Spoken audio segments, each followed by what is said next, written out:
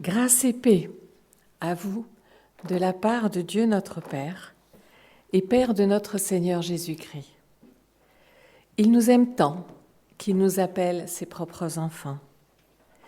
Il nous a délivrés de la puissance des ténèbres et transportés dans le royaume de son Fils bien-aimé, en qui vous êtes rachetés, pardonnés. Il vous a préparé un héritage qui ne se gâtera ni ne se flétrira jamais. Il vous encourage en toute bonne action, en toute bonne parole. Il vous réconforte dans vos difficultés afin que vous puissiez réconforter ceux qui sont dans les difficultés. Il a dit : « Venez, vous tous qui portez de lourdes charges, et je vous donnerai le repos. Ceux qui comptent sur moi voient leur force qui se renouvelle. Ils courent et ne se lassent jamais. Ils marchent et ne se fatiguent pas. Je suis toujours devant vous. Je suis à votre droite. Vous ne chancellerez pas. Je vous montre le chemin de la vie. En ma présence, il y a d'abondantes joies. Il y a des plaisirs pour toujours. » J'aimerais prier. Vous pouvez vous lever.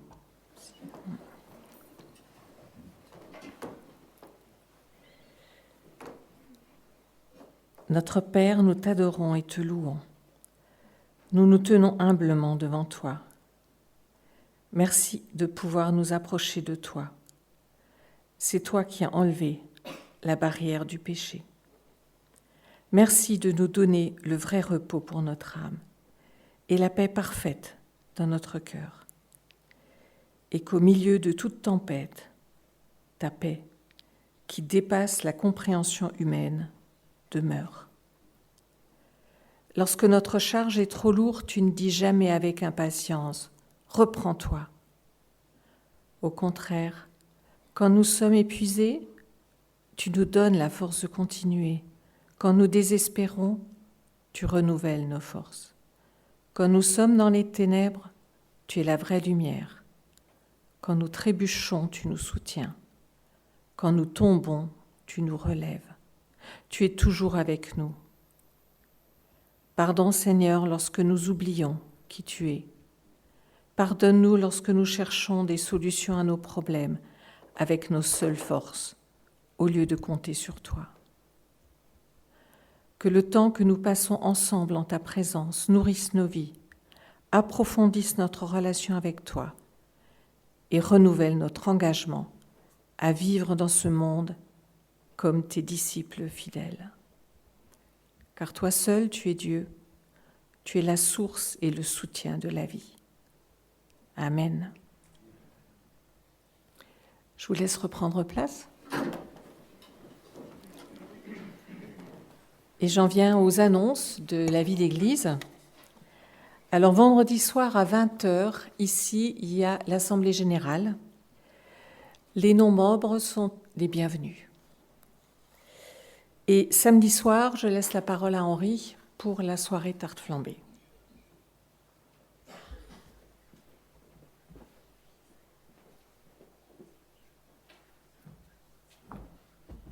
Vous êtes cordialement invités pour samedi soir, pour la soirée tarte flambée.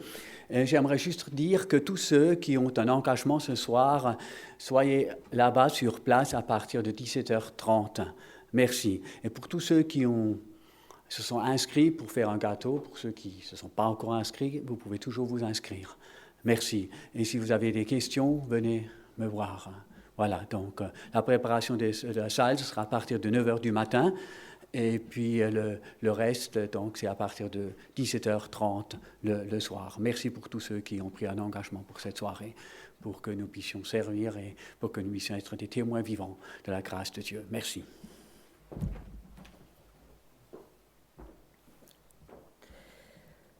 Le reste des annonces de la semaine, vous les trouverez dans le feuillet du mois qui est à l'extérieur, pour ceux qui ne l'ont pas. Alors nous allons prendre un autre chant. Pour ceux qui le souhaitent, vous pouvez vous lever.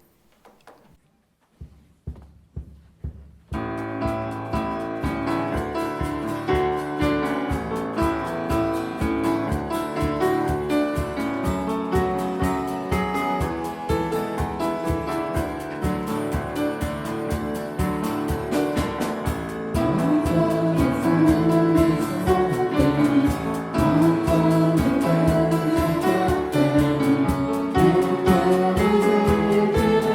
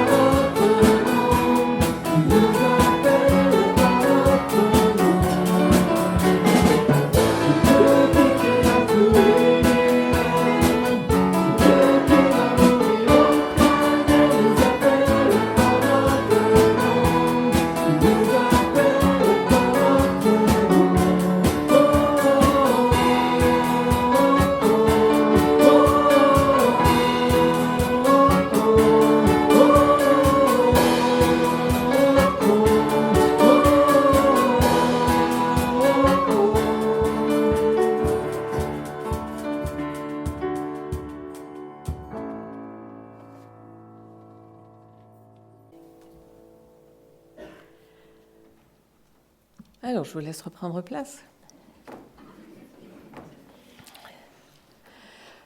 Ce matin, j'avais envie de vous raconter une petite histoire que je me suis inspirée de ce livre pour vous la raconter. Alors, c'est l'histoire d'un homme que j'ai appelé François, qui est complètement épuisé au bord du burn-out. Alors, un ami lui propose de faire une retraite avec lui de 3 jours en Irlande. L'après-midi du 2e jour, on leur demande d'aller sur la plage pour réfléchir à leur vie, à leur passé, leur présent, ce qu'ils ont comme projet d'avenir, et d'en parler avec celui qui sonde les cœurs, c'est-à-dire Dieu. Alors qu'il arrive sur la plage, ses pensées se bousculent dans sa tête comme des vagues, ça fuse dans tous les sens. En plus, il est complètement distrait par ce qui se passe sur la plage avec tous les gens qui sont là. Alors il se dit, je vais enlever mes lunettes, comme ça au moins, je ne verrai pas ce qui se passe sur la plage, je ne serai pas distrait par ça. Alors qu'il marche depuis pas mal de temps sur cette plage qui fait plusieurs kilomètres de long, il se rend compte que tout seul, il n'y a plus personne, ni sur la plage, ni autour de lui, et la plage se rétrécit progressivement. Et bon, il tombe par terre, le nez le premier dans la poussière, dans le sable boueux. Il se relève, il se dit, il faut peut-être remettre mes lunettes. Et là, il se rend compte qu'il est tombé par-dessus un bout de bois flotté. C'est des bouts de bois tout blancs, qui sont devenus blancs parce que ça fait longtemps qu'ils ont traîné dans l'eau. Alors il se dit, je vais l'enlever pour que cette mésaventure n'arrive pas à d'autres. Alors il essaie de tirer, de pousser, il ne bouge pas, le bout de bois ne bouge pas. Il réessaye, ça ne marche pas. Tout à coup, il entend une voix. Tu vois, François, c'est ça ton problème. Ces dernières années, tu n'as pas arrêté de tirer, de pousser tous tes problèmes avec ta force tout seul. Et tu n'as pas vu que ce poids était devenu trop lourd pour toi, tous ces problèmes. Alors que tu devrais plutôt venir à moi et les déposer. Tout comme ce bout de bois a porté ce bois flotté. Parce qu'une vague est arrivée, elle a porté le bout de bois, et il a suffi à François de pousser ce bout de bois sur le bord de la plage. Et la voix continue. Ces dernières années, je t'ai beaucoup enlevé. Tu as dû changer de travail, tu as perdu niveau salaire, tu as dû déménager.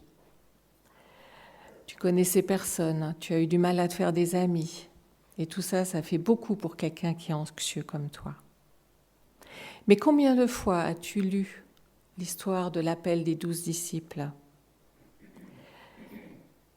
Ne te souviens-tu pas que la première chose que Jésus leur a demandé, c'était d'être avec lui ? Et Marthe et Marie, l'histoire, tu la connais. Marie a choisi la bonne part en s'asseyant au pied de Jésus, au lieu de courir partout.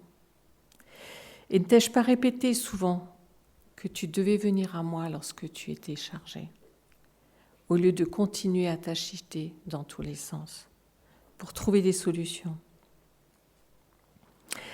Et un poème de Corrie ten Boom lui vient alors à l'esprit. Ce que le Seigneur veut utiliser, il le brise. Ce que le Seigneur brise se vide. Ce qui se vide, le Seigneur le remplit. Et ce que le Seigneur remplit, il l'utilise. Dieu n'enlève pas toujours nos fardeaux. Le bois flotté était toujours là, il était au bord de la plage. Mais il promet de nous aider si nous venons à lui, si nous exposons dans la prière nos soucis.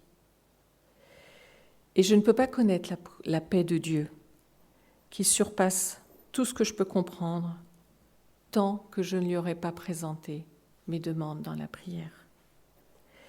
Et je ne ferai pas l'expérience de la vérité de la promesse de Jésus qu'il me donnera du repos si je n'accepte pas son invitation.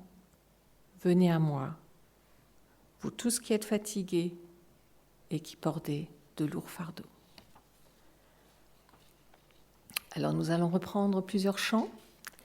Et le premier est un nouveau chant qui s'appelle « Tu seras la louange ». C'est celui que le groupe de musiciens a pris au début du culte. Je vous propose de vous lever pour ceux qui le souhaitent.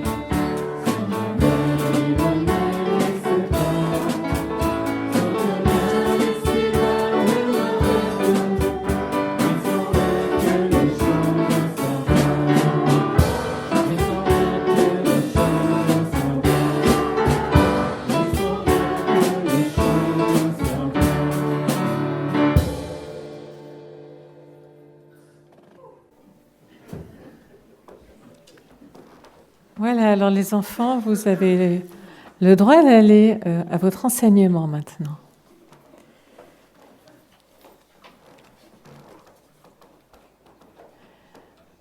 Alors, nous allons prendre un temps de prière libre pour louer et adorer notre Dieu. Sentez-vous libre.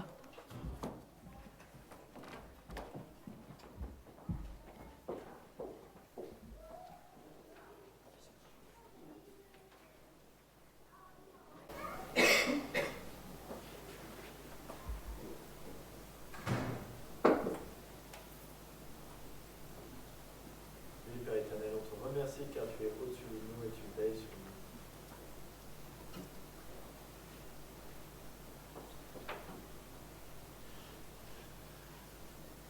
Oh, merci Seigneur pour toutes ces belles louanges qui nous mettent du baume au cœur.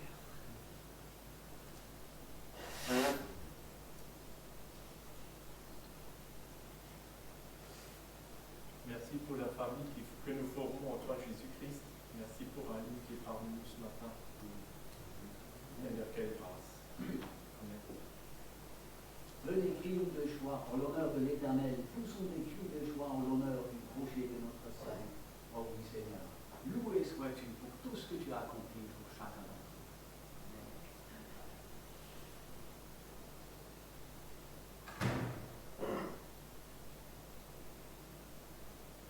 Dieu éternel, toi qui es dans les cieux, mais qui te fais connaître à nous, je suis émerveillé par toi. Tu es parfait, saint, tu es resplendissant. Et ta parole nous fait entrer dans l'intimité avec toi. Nous pouvons te connaître personnellement. Quelle joie d'être en ta présence. Quelle joie de pouvoir nous tenir devant toi parce que tu nous as pardonné à cause du sacrifice de Jésus-Christ. Et nous pouvons nous tenir saints devant toi. Qu'il est bon d'être tout proche de toi et de comprendre combien tu nous aimes et combien tu nous fais grâce. Amen.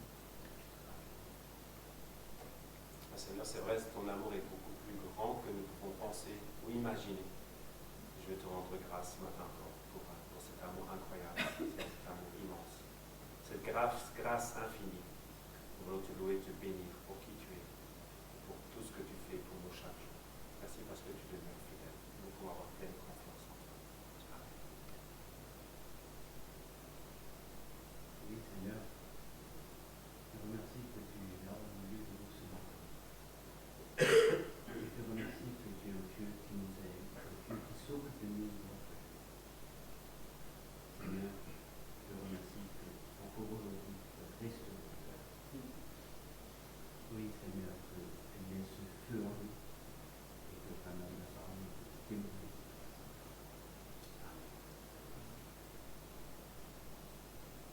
C'est seulement près de Dieu que je peux être tranquille. C'est de lui que me vient le salut.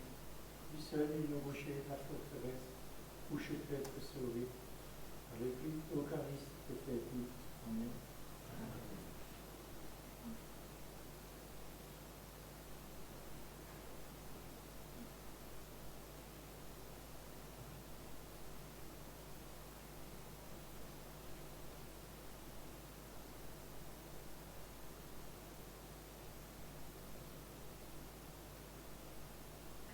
Merci Seigneur pour ta présence dans nos vies. Merci parce que tu viens en nous par ton esprit. Que nous savons que nous pouvons toujours compter sur toi, à toute heure du jour ou de la nuit.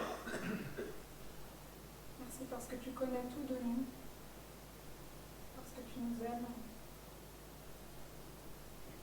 Merci parce que nous pouvons aussi venir te louer et t'adorer en communauté. Merci pour ce corps de Christ, pour la communion fraternelle. Oui, à toi revienne toute la gloire. Amen.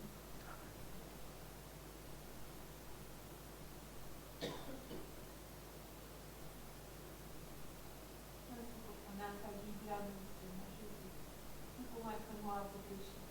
Mais Seigneur Jésus, c'est toi qui nous lave, qui nous purifie, qui nous rend blancs comme la neige. Louange.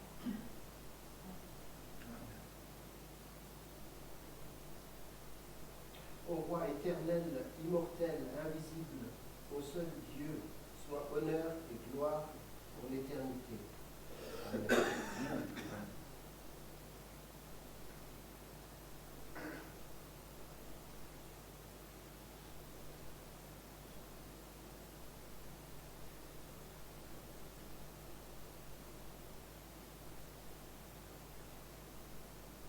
Seigneur, merci parce que tu nous as aimés le premier. Et donne-nous aussi de nous aimer comme toi tu nous as aimés. Donne-nous de nous faire du bien les uns aux autres, Seigneur. De vivre ta communion au milieu de nous, Seigneur. Seigneur, c'est grâce à toi que nous sommes ici, Seigneur. Grâce à ce que tu as fait dans nos vies. Et grâce à ce que tu veux encore faire, Seigneur. Nous te louons parce que tu es ce Dieu qui nous émerveille. Ce Dieu qui nous connaît mieux que quiconque, Seigneur. Que notre amour fidèle et grand.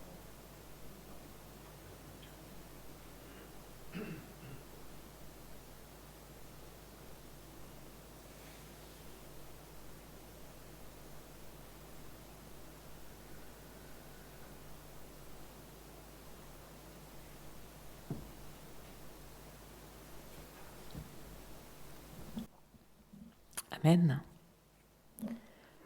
Je laisse la place à Pascal pour le message.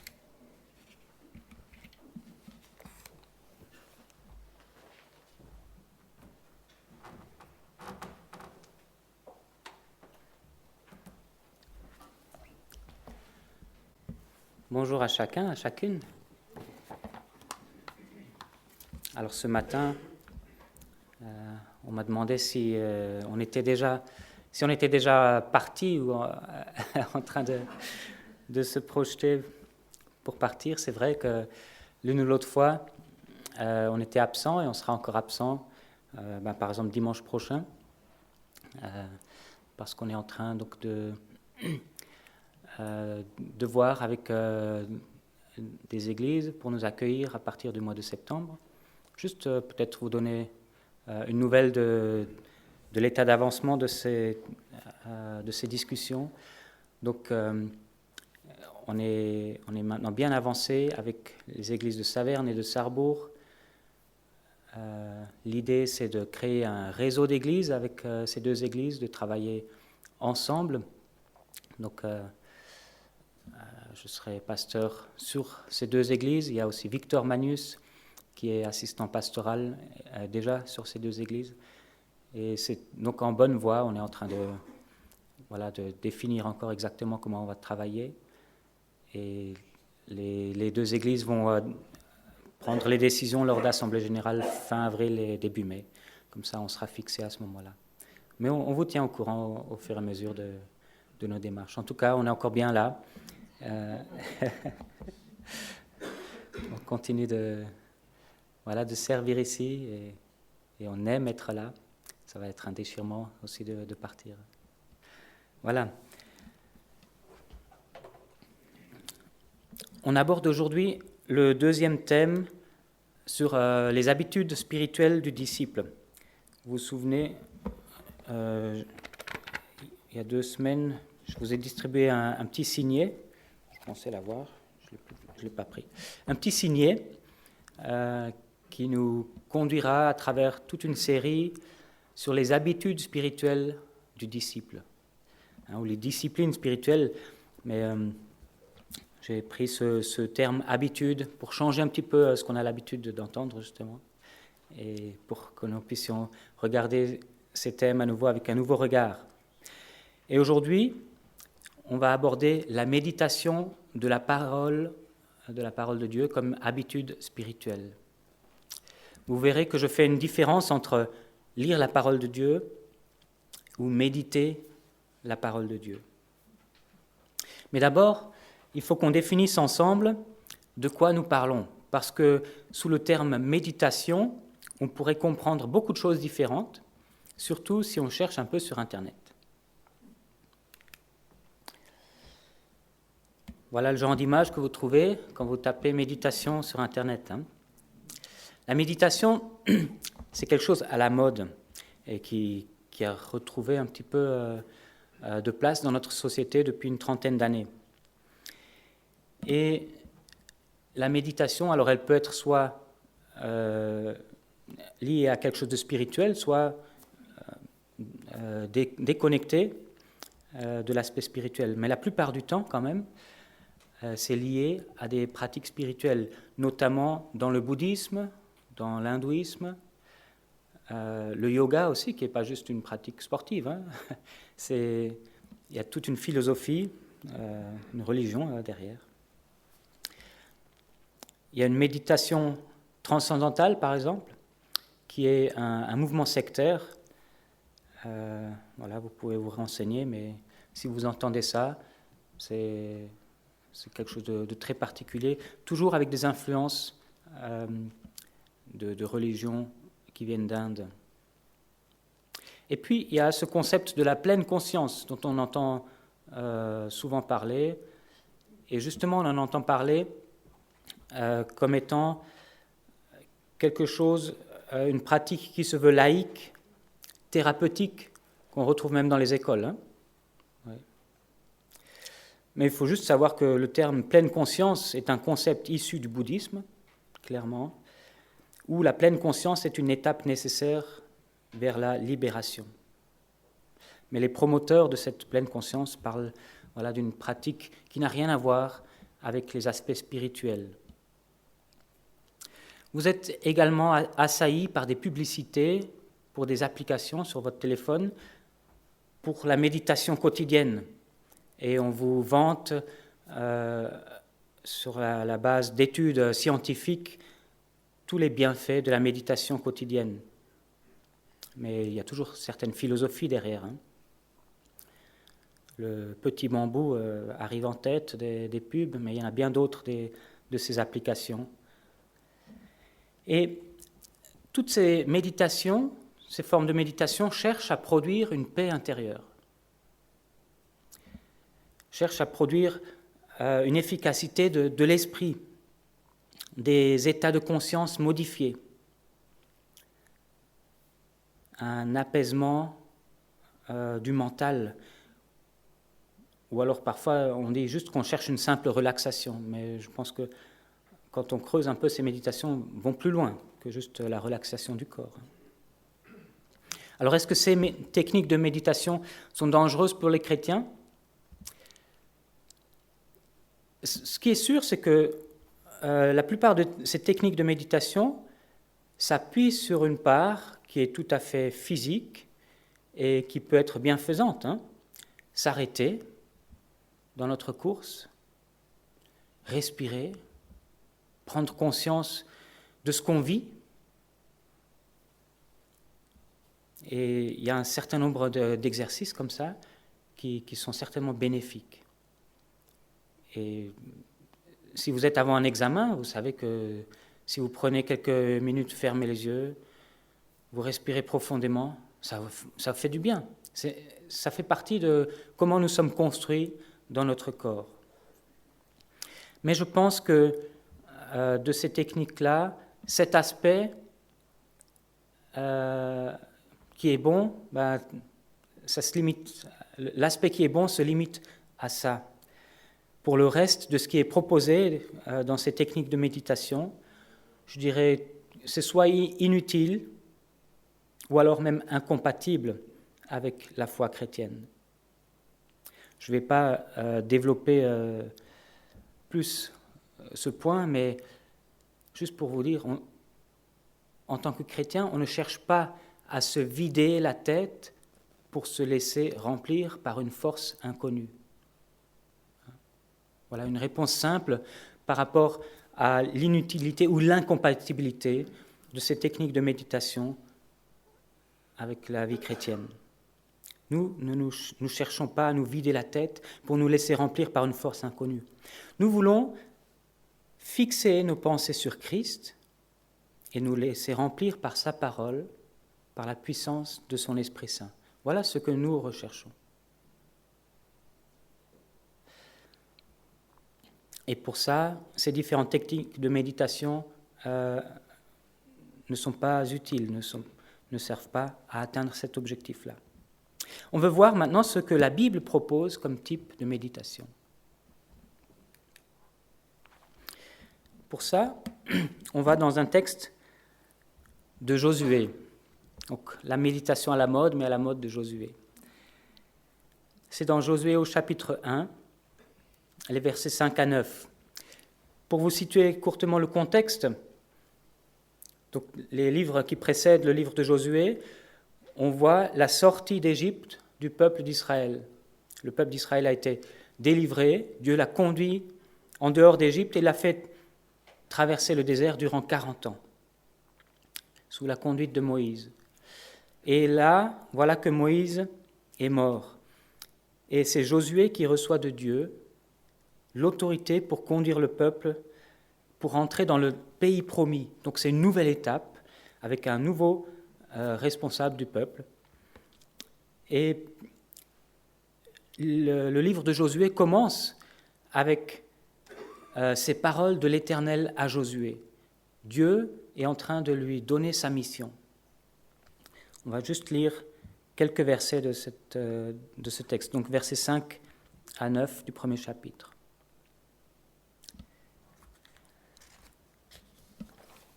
Personne ne pourra te résister tant que tu vivras.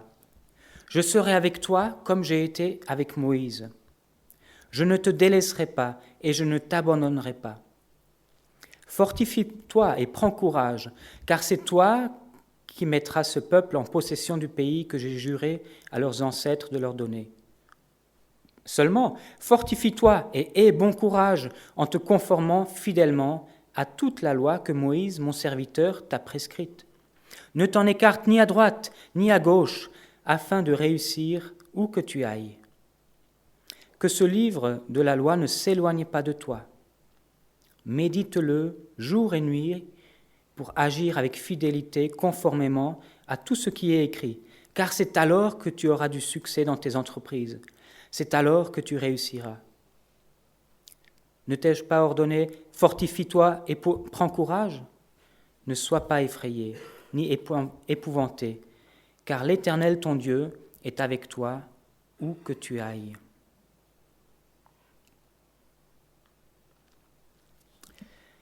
Alors, dans le texte ici,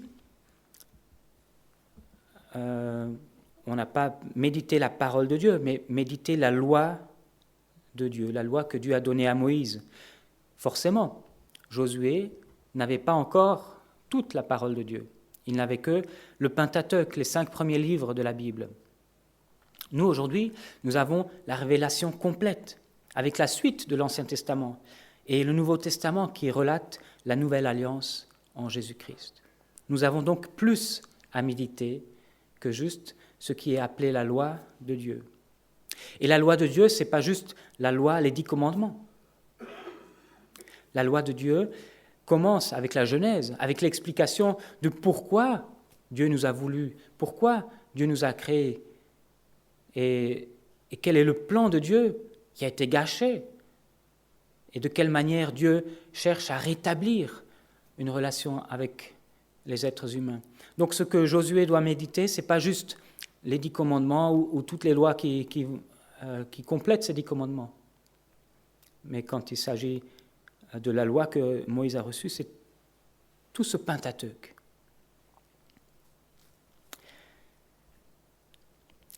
On voit dans ce texte que la parole de Dieu, pour Josué, c'est le Pentateuque, pour nous, toute la Bible, cette parole de Dieu fait autorité.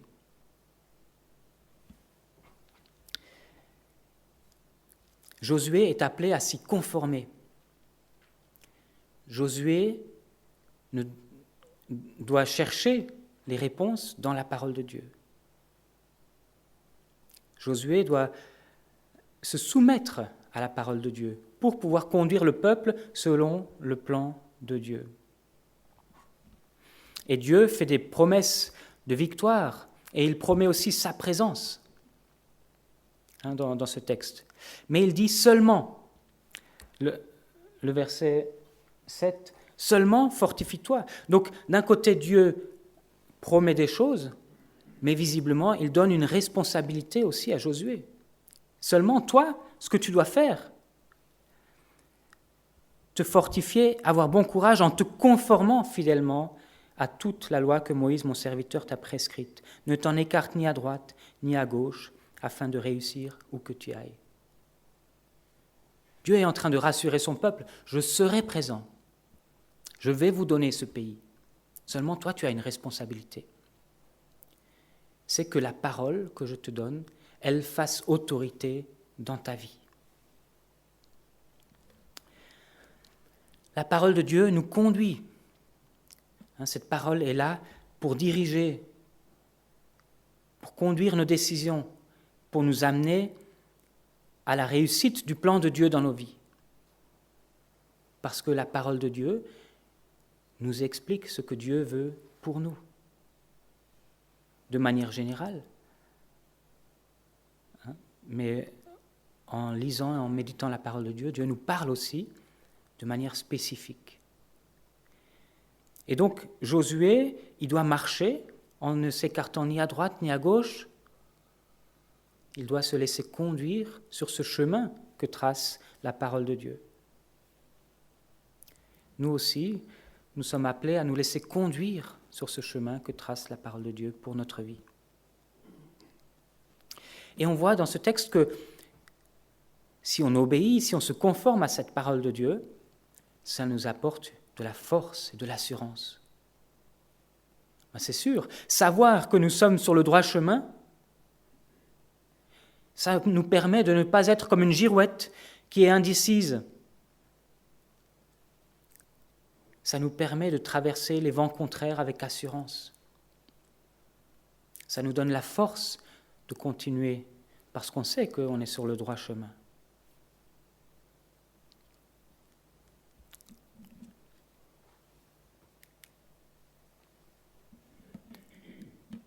Je reviens sur le verset 8. Que ce livre de la loi ne s'éloigne pas de toi. Médite-le jour et nuit pour agir avec fidélité, conformément à tout ce qui est écrit, car c'est alors que tu auras du succès dans tes entreprises, c'est alors que tu réussiras. Dans tout ce passage, Dieu promet de ne pas s'éloigner du peuple, d'être avec le peuple. Mais il prévient que nous aussi, de notre côté, nous ne devons pas nous éloigner de sa parole. Lui promet d'être présent, et nous, on a la responsabilité de ne pas nous éloigner de lui ou de sa parole. Et on voit que la présence de la parole de Dieu et la présence de Dieu sont très imbriqués. Ces deux concepts très proches. Parce que Dieu choisit d'être présent parmi nous par sa parole. Et ce processus où Dieu, plus il se révèle, plus il donne sa parole, plus il est présent, eh bien, trouve son accomplissement en Jésus-Christ. Et on lit dans l'épître de Jean, au commencement, la parole existait déjà, la parole était avec Dieu et la parole était Dieu. Vous voyez combien la parole de Dieu et Dieu lui-même sont imbriqués, se recoupent. Et au verset 14 de ce même évangile de Jean, « Et la parole s'est faite homme, elle a habité parmi nous, pleine de grâce et de vérité, et nous avons contemplé sa gloire, une gloire comme celle du Fils unique venu du Père. » Ça, c'est l'accomplissement à son maximum. La parole de Dieu est venue habiter. C'est incarné dans un homme, dans Jésus-Christ, pour que sa présence soit avec nous. Donc, le texte ici, il dit à Josué de ne pas s'éloigner de cette parole. Pourquoi ? Parce que s'éloigner de cette parole, ce serait s'éloigner de la présence de Dieu. Quand nous sommes en présence de la parole de Dieu, nous sommes aussi en présence de Dieu. Et dans l'Ancien Testament, il y a un élément qui symbolise ça de manière toute particulière. L'arche de l'Alliance, là où Dieu venait se révéler, où il était présent de manière toute particulière, où il venait rencontrer le sacrificateur, le souverain sacrificateur, ou Moïse. L'arche de l'Alliance, qu'est-ce qu'elle contenait ? Qu'est-ce que contenait l'arche de l'Alliance ? Les tables de la loi. La parole de Dieu. Et la parole de Dieu, un extrait de la parole de Dieu tout spécifique qui scelle l'alliance de Dieu avec son peuple. La présence de Dieu et sa parole sont intrinsèquement liées. Et l'arche de l'Alliance le montre bien, le symbolise bien.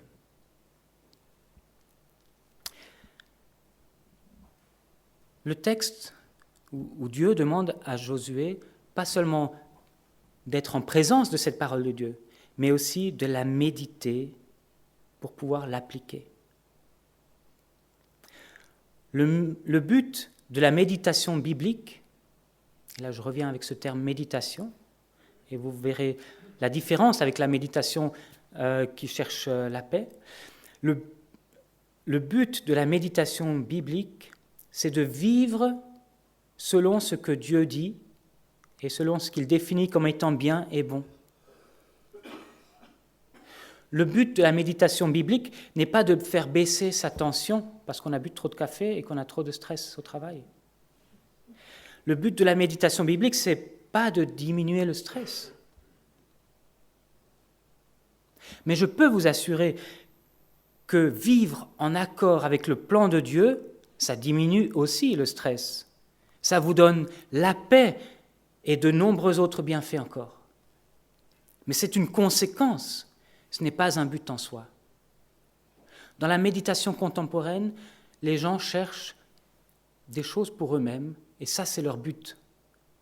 dans la méditation biblique, nous cherchons Dieu, nous cherchons à honorer Dieu, à vivre selon la volonté de Dieu, et de ça découlent des fruits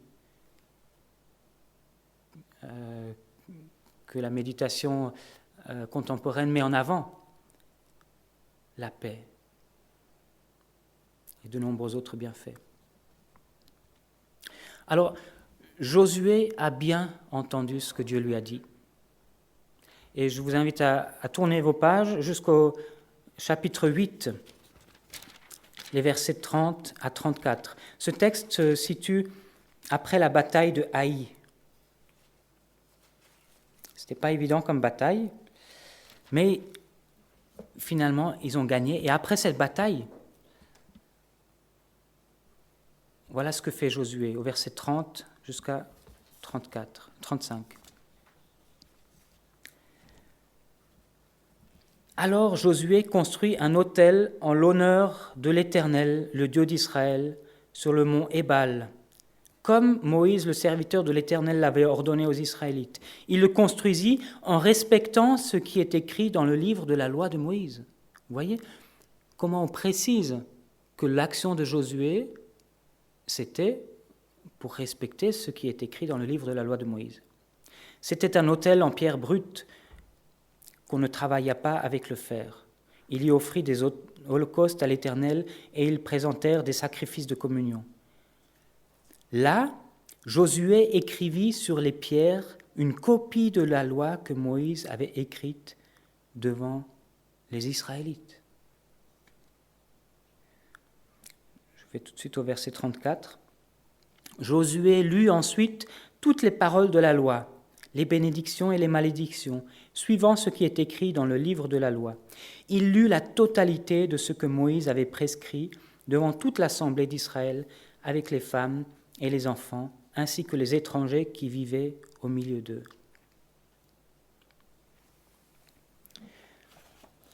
On voit que Josué a bien entendu ce que Dieu lui a dit quand il a reçu sa mission. Josué se conforme à la parole de Dieu, dans les détails. Même quand il va construire un autel, il ne va pas prendre des pierres taillées, mais il prend des pierres qui n'ont pas été touchées. Ça peut être un détail. On ne sait même pas trop pourquoi. Si, on peut trouver une explication, bien sûr, théologique, mais on pourrait se dire que ça n'a aucun sens. Même dans ce détail-là, Josué se conforme à la loi de Dieu. Mais en plus de se conformer à la loi de Dieu, il va aussi écrire une copie. Très bonne technique pour la mémoriser, n'est-ce pas? Pour avoir le temps d'y réfléchir. Quand on copie, on a le temps de lire la phrase 3 fois avant d'arriver à la fin de l'écriture. Et puis, il va la lire à tout le peuple, parce que son désir, c'est que chacun puisse appliquer cette loi de Dieu. Et le peuple ne pouvait pas avoir sa propre copie. C'est pas comme aujourd'hui où on a 10 Bibles à la maison et puis plein de versions différentes sur le téléphone. Ce peuple vivait à une époque où on ne pouvait pas avoir matériellement, chacun pour soi, une copie de la parole de Dieu. Alors il y avait des lectures publiques. Et que faisaient ensuite les gens? Ils rentraient chez eux et ils devaient se la remémorer, se rappeler de ce qui a été lu. Et c'est là que se passe la méditation. On médite cette parole de Dieu et on l'applique à son tour. Encore un élément de ce verset 8 que je ressors, c'est que Dieu demande de la méditer jour et nuit. Pourquoi jour et nuit? La nuit, on est censé dormir. Bon, il y a quelques heures de la nuit où on ne dort pas, et puis parfois on se réveille la nuit aussi. Mais ce terme jour et nuit signifie que Dieu nous demande de nous conformer à sa parole, de nous laisser conduire par sa parole donc de la méditer pour pouvoir nous laisser conduire? Eh bien, jour et nuit. En fait, il n'y a pas de période où nous soyons dispensés de la mettre en pratique. Il n'y a pas de carnaval avec Dieu. Vous savez, cette fête où l'on autorise le peuple à se lâcher un jour dans l'année. On peut faire n'importe quoi, parce que c'est difficile de tenir autrement. Il n'y a pas de carnaval avec Dieu. Il nous demande de la méditer jour et nuit. Nous n'avons pas besoin du carnaval où pour une fois on pourrait se lâcher et faire n'importe quoi. Pourquoi ? Parce que nous avons l'Esprit de Dieu en nous et la présence de Dieu par sa parole quotidiennement, tous les jours. Dieu est là, tous les jours, c'est lui qui nous donne la force de mettre en pratique sa parole. Ce jour et nuit, ça nous encourage aussi à aménager du temps quotidiennement pour méditer la parole de Dieu. Ça nous encourage à nous référer à la parole de Dieu tout au long de notre journée, dans nos discussions, dans nos argumentations. Est-ce que ce que je dis, ce que j'argumente, se base sur une vérité de la parole ?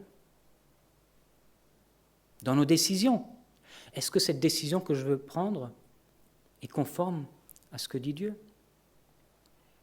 Dans l'évaluation des choses que nous vivons, est-ce que ce que je vois à la télé, c'est conforme ou pas ? Est-ce que ce que j'entends, cette influence qui devient de plus en plus forte dans ma vie, est-ce qu'elle est conforme à la parole de Dieu ?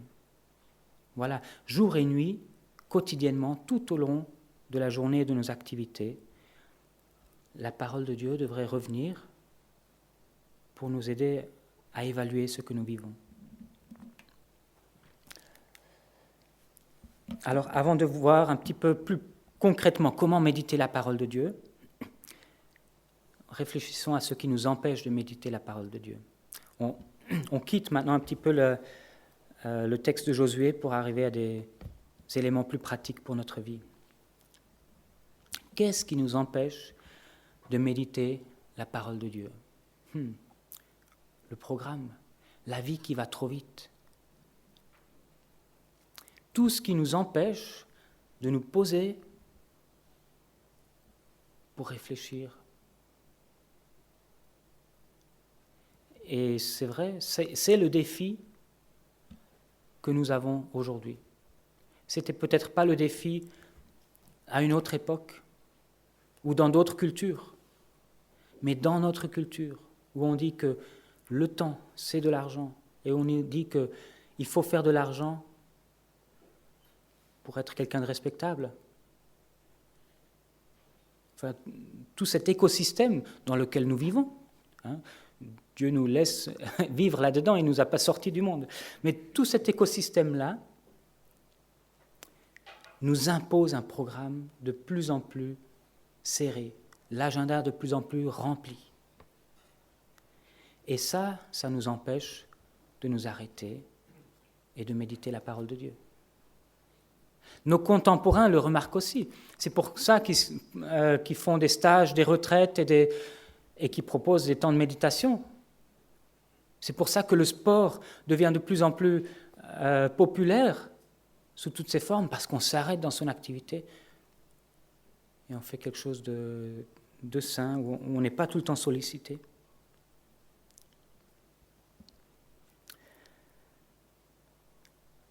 L'environnement aussi qui nous distrait. C'est sûr, quand on a une grande famille, il y a tout le temps du bruit, tout le temps quelqu'un qui parle. On aimerait tous pouvoir parler dans une grande famille, alors dès qu'il y a un moment libre, on se dit c'est notre tour. L'environnement peut être bruyant, l'environnement fatigant. Quand je rentre du boulot, je suis claqué, épuisé. Voilà, l'environnement qui peut nous distraire. Il y a notre péché aussi qui peut nous empêcher de méditer la parole de Dieu. Pourquoi est-ce que le péché peut nous empêcher de méditer la parole de Dieu ? Eh bien, c'est parce que si on s'attache à notre péché, on n'a pas trop envie de comprendre ce que dit Dieu. On sait que ça va faire mal. Voilà, donc notre péché peut être un obstacle. Notre manque de discipline aussi. La méditation, jour et nuit de la parole de Dieu, demande de la discipline. Et on ne l'apprend pas, c'est pas inné, on ne l'apprend pas en un jour. C'est en s'exerçant. Là encore, l'image du sport est très bonne. Ce n'est pas le premier jour que vous faites un marathon. Il faut s'exercer, encore et encore, toujours un peu plus fort, un peu plus profond. Et si nous manquons de discipline, alors c'est difficile de méditer la parole de Dieu. Alors nous sommes toujours débutants. Et oui, quand on est débutant et que c'est nouveau, alors on est motivé. Mais quand on est débutant et que ça fait 10 ans qu'on est débutant, alors on n'est plus motivé. Et parce qu'on n'a pas eu de discipline, on n'a pas acquis de la force dans cette activité-là. J'ai mis un dernier point qui me semble important à soulever, les écrans. Bien sûr, ça rentre dans programme, ça rentre dans environnement. Les écrans. C'est fou comme ça nous aspire, comme ça aspire notre attention. Mais c'est tellement fatigant parce que de ces écrans sortent des milliers d'informations toute la journée. Ça épuise. Et une fois que vous êtes épuisé, c'est difficile de méditer encore la parole après. Et si vous êtes tellement concentré sur ces informations qui sortent des écrans et qui sont tellement bien présentées, il n'y a même pas besoin de faire un travail pour les entendre, pour les comprendre. C'est tout prémâché. Ce n'est pas pareil avec la parole de Dieu. Il faut travailler, il faut comprendre. Donc, quand on a ce flux d'informations qui sort des écrans, c'est difficile de dire stop et de s'arrêter.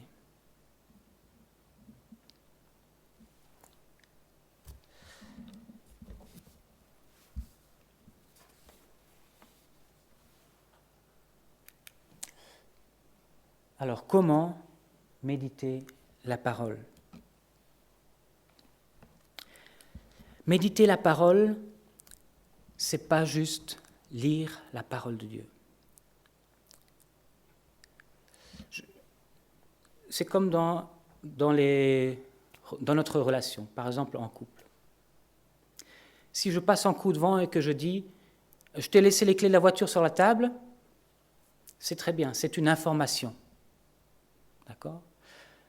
Et lire un verset accroché sur un calendrier du matin, voilà, juste la lire, on a l'information. Mais on ne peut pas construire une relation juste avec des échanges d'informations. Construire notre relation dans le couple nécessite d'aller un cran plus haut, ou plusieurs crans plus haut même dans la communication. Pour ça, il faut s'arrêter, s'asseoir, se regarder. Et puis une fois qu'on a échangé toutes les informations, on a l'esprit tranquille avec ça, on peut commencer à parler de choses plus profondes. Comment tu vas ? Comment je vais ? Aujourd'hui, j'ai eu une journée difficile, voilà pourquoi. Et on raconte. Et on peut ensuite, quand on a ce niveau de communication, on peut aller encore plus haut, plus profond. Qu'est-ce qu'on pourrait faire ? Planifier des choses pour grandir ensemble. Voilà, on peut aller dans des thèmes qui vont plus profond et qui nous font grandir. Et c'est pareil avec Dieu. Si vous lisez juste le texte biblique comme une information, pour avoir lu, pour être au courant, pour savoir dire, pour savoir jouer à ces jeux où il y a des quiz bibliques là, pour être fort dans les réponses à donner dans les quiz bibliques, si c'est juste de l'information, vous ne construisez pas une relation avec Dieu. La méditation biblique, elle a pour objectif de construire cette relation avec Dieu, de vous transformer par la parole de Dieu.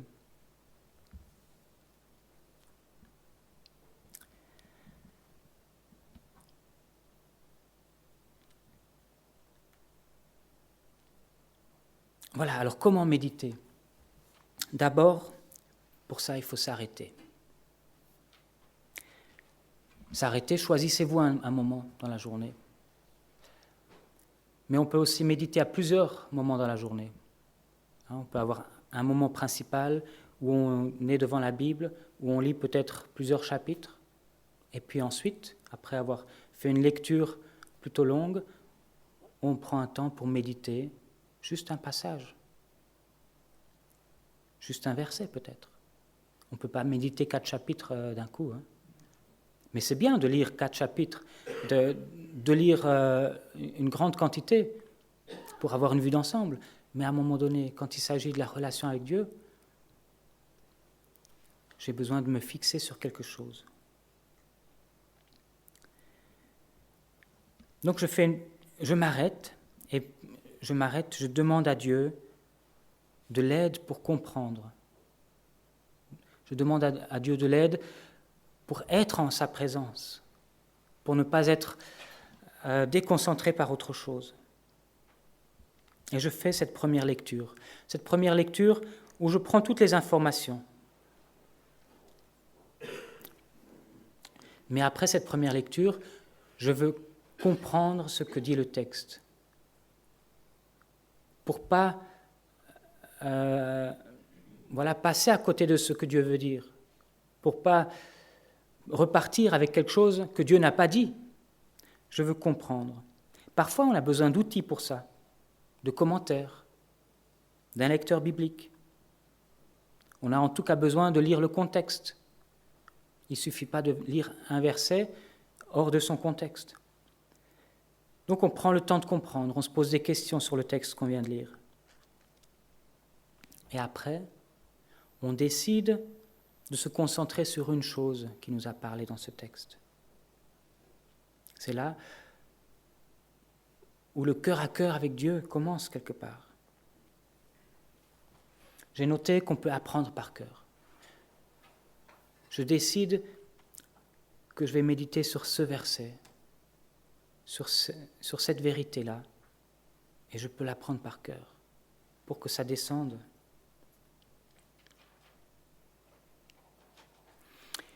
Et puis je dialogue avec Dieu. Je me laisse interpeller par ce texte. Je m'émerveille de ce texte. Je vois toute la beauté de Dieu à travers ce texte. Dieu est présent dans sa parole, par sa parole. Ça veut dire que même un texte qui pointe un péché dans ma vie, je peux m'émerveiller. Pourquoi ? Parce que je suis en présence de la sainteté de Dieu. Et c'est vrai, d'abord, je dois peut-être m'humilier. Un texte qui me reprend. Mais je suis en présence de la sainteté de Dieu. Et je me souviens que Dieu est parfait, que s'il dit que ça c'est péché, c'est parce que c'est pour mon bien et qu'il veut me pardonner. Je peux donc m'humilier, demander pardon et faire tout un processus. Mais je suis en présence de Dieu, pas juste de mots. Donc, je peux m'émerveiller du texte biblique et ensuite l'appliquer à mon cœur. C'est une phase de questionnement. Seigneur, qu'est-ce que tu voudrais changer dans ma vie à travers ce texte ? Qu'est-ce que je dois vivre différemment ?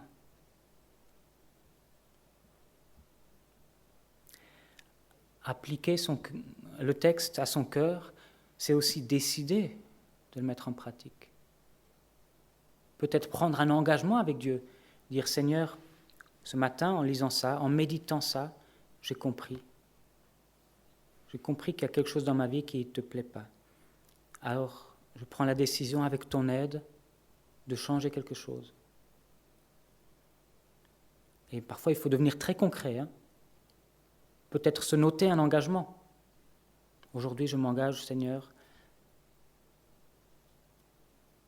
à faire ça et ça, à travailler sur tel aspect de mon caractère. Et puis, on peut terminer par prier le texte. Voilà. C'est un exercice que vous pouvez faire.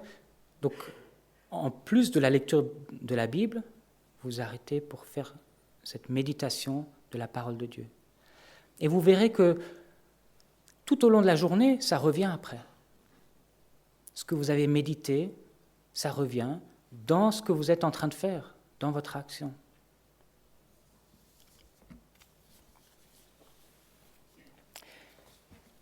Il est quelle heure? Très bien. Ce que j'aimerais encore, c'est nous donner l'occasion de mettre ça en pratique. Nous allons prendre quelques minutes pour méditer un texte biblique. Pas juste pour le lire, pour méditer. Et on va commencer par s'arrêter. Je vais prier pour ça.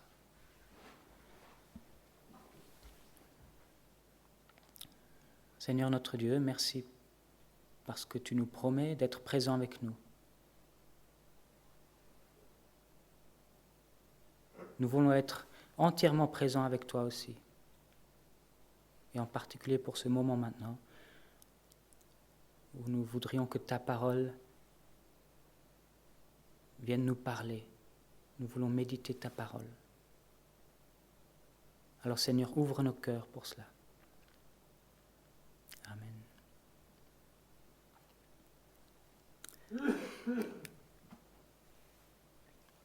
Voilà le texte que je vous propose de méditer quelques minutes. Je vais le lire. C'est dans le psaume 119, le psaume qui parle de la parole de Dieu, versets 10 et 11. « Je te cherche de tout mon cœur. Ne me laisse pas m'égarer loin de tes commandements. Je serre ta parole dans mon cœur afin de ne pas pécher contre toi. » Voilà la première lecture. Et j'aimerais vous laisser maintenant un peu de temps pour chercher à comprendre, pour décider d'une chose que vous voulez méditer, pour vous émerveiller de ce que Dieu se révèle dans ce texte et pour l'appliquer à votre cœur. Donc on va prendre 3-4 minutes et puis ensuite je vais prier le texte.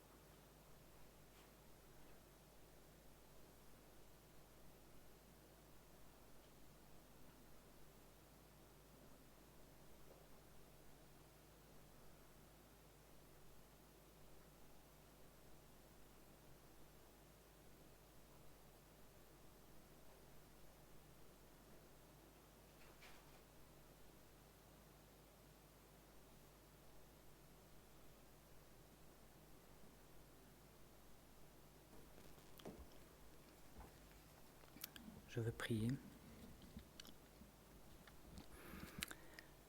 Seigneur mon Dieu, tu vois que j'aimerais que ma vie soit ton plaisir.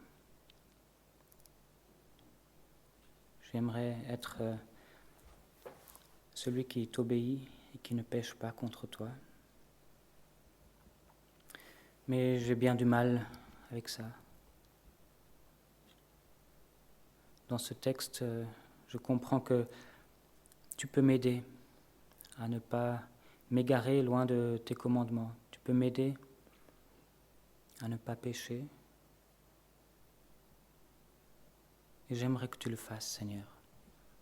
Que tu me gardes dans mon quotidien, dans ma marche. Et dans ce texte, Seigneur, je comprends aussi que j'ai une part à faire, celle de te chercher de tout mon cœur, celle de serrer ta parole dans mon cœur. Et je comprends que ce n'est pas juste une part avec la tête, mais c'est d'être entièrement, pleinement attiré par toi, de pleinement chercher à t'aimer et à t'obéir. Et Seigneur, ça, j'ai parfois du mal. Je te demande de me faire progresser en cela. Apprends-moi à t'aimer davantage et à aimer ta parole, à me délecter de ta parole. Et Seigneur, que ton esprit fasse cette œuvre en moi. Donne-moi la force de ton esprit chaque fois que je suis au contact de ta parole pour que je puisse progresser en cela. Amen.